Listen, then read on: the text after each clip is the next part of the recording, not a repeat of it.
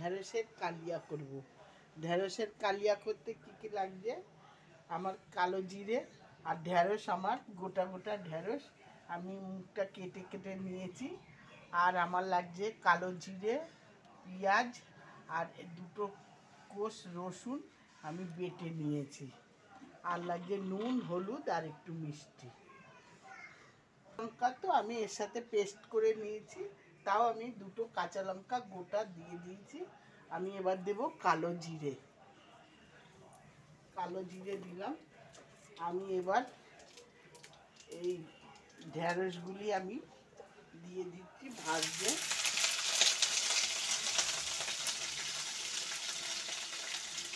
ঢেঁড়সগুলি আমি গোটা গোটা ভেজে নেব।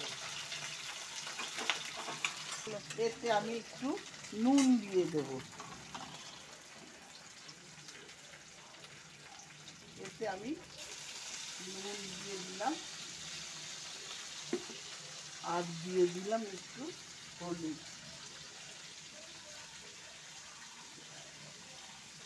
হলুদ দিয়ে দিলাম।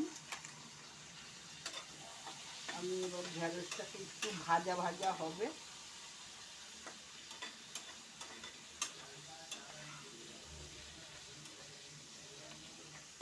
ঢেঁড়সগুলি ভাজা হয়ে গেছে। আমি এবার এই কালো জিরে বাটা, পেঁয়াজ আর আদা রসুন বাটাটা আমি দিয়ে দেবো কড়াইতে। আমি এবার ঢেঁড়সের মধ্যে দিয়ে দিলাম। এবার আমি একটুখানি মিষ্টি দেব, সামান্য একটুখানি আমি। এবার আমি এইটাকে কষাবো, একটু মশলাটাকে একটু ভাজবো, না ভাজলে রসুনের গন্ধটা থেকে যাবে, এর জন্য।